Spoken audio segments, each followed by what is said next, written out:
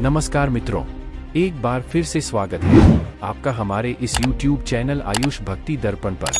तो मित्रों, जैसा कि हम सभी यह जानते हैं कि नवरात्रि के पहले दिन माँ दुर्गा को सर्वप्रथम शैलपुत्री के रूप में पूजा जाता है, या ये कह लीजिए कि नवरात्रि के पहले दिन माँ दुर्गा के प्रथम रूप माँ शैलपुत्री की आराधना की जाती है, जो माँ दुर्गा के नवरूपों में से एक मुख्य है। मित्रों, इस वीडियो में मैं आपके सामने माँ शैलपुत्री की एक छोटी सी कहानी पेश करने जा रहा हूँ, जिसे आप सभी को एक बार जरूर सुनना चाहिए।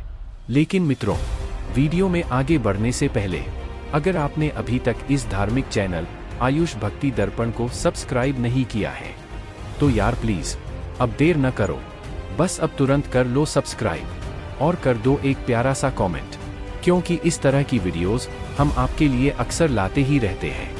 तो इतना तो आप हमारे लिए कर ही सकते हैं। तो चलिए अब शुरू करते हैं। दरअसल माँ ने हिमालय के यहाँ पुत्री के रूप में जन्म लिया था, इसी कारण से माँ का नाम शैलपुत्री पड़ा। मित्रों, माँ शैलपुत्री का वाहन वृषभ है, इसलिए इस देवी माँ को वृषारूढ़ा के नाम से भी जाना जाता है।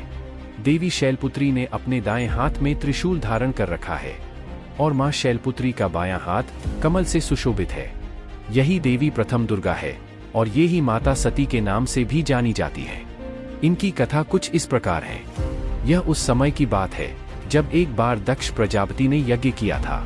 उस यज्ञ में दक्ष प्रजापति ने सारे देवताओं और देवियों को तो निमंत्रित किया, परंतु भगवान शंकर को बुलावा नहीं भेजा। माता सती इस बात से बिल्कुल अनजान थी, क्योंकि उन्हें भी इस यज्ञ की कोई जानकारी नहीं थी।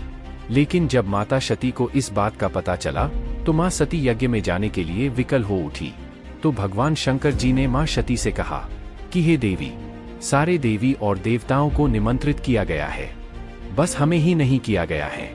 ऐसी स्थिति में वहां जाना उचित नहीं है, क्योंकि बिना बुलाए किसी के भी यहाँ कदापि नहीं जाना चाहिए। लेकिन माँ सती फिर भी अपने आप को वहां जाने से रोक नहीं पा रही थी। आथा माँ सती का प्रबल आग्रह देखकर भगवान शंकर जी ने उन्हें यज्ञ में जाने की अनुमति दे दी। भोलेनाथ से सहमति पाकर माँ सती अपने पिता के घर जाने लगी, परंतु जब माँ सती घर पहुंची तो उन्होंने देखा कि सिर्फ उनकी माता ने ही उन्हें स्नेह दिया, लेकिन बहनों की बातों में तो व्यंग्य और उपहास के भाव भरे हुए थे। इतना ही नहीं, बल्कि भगवान शंकर के प्रति तिरस्कार के भाव भी थे और दक्ष प्रजापति ने भी उनके प्रति अपमानजनक वचन कहे, जिसे सुनकर माँ सती को अत्यंत क्लेश पहुंचा। वे दक्ष प्रजापति द्वारा किए जा रहे अपने पति के इस अपमान को न सह सकी, इसलिए योगाग्नि द्वारा अपने आप को जलाकर भस्म कर लिया। जब भगवान भोलेनाथ जी को इस बात का पता चला तो वे इस दारुण दुख से व्यथित हो उठे और उस यज्ञ का विध्वंस करा दिया। उसके बाद यही माँ सती अगले जन्म में शैलराज हिमालय के घर पुत्री के रूप में जन्म लिया। शैलराज हिमालय की पुत्री होने के कारण ही ये माँ शैलपुत्री कहलाई। पार्वती और हेमवती भी इसी देवी के अन्य नाम हैं। माँ शैलपुत्री का विवाह भगवान शंकर से हुआ। शैलपुत्री शिवजी की अर्धांगिनी बनी।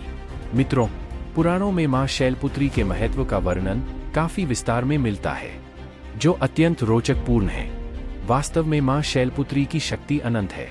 जो भक्त माँ शैलपुत्री की उपासना करते हैं उनको माँ की कृपा से अनंत शक्ति व सुख समृद्धि प्राप्त होती है। आशा करता हूँ कि नवरात्रि के पहले दिन आराधना की जाने वाली देवी माँ शैलपुत्री की ये छोटी सी कहानी आपको पसंद आई होगी। मित्रों, अगर आपको हमारे द्वारा दी गई ये जानकारी पसंद आई तो आप हमारे इस YouTube चैनल आयुष भक्ति दर्पण को लाइक, सब्सक्राइब, कमेंट और शेयर भी जरूर करें और कमेंट में जय माता दी जरूर लिखें। तो मित्रों, आज के लिए बस इतना ही। अब आगे मिलते हैं किसी नई वीडियो में किसी नई जानकारी के साथ। धन्यवाद।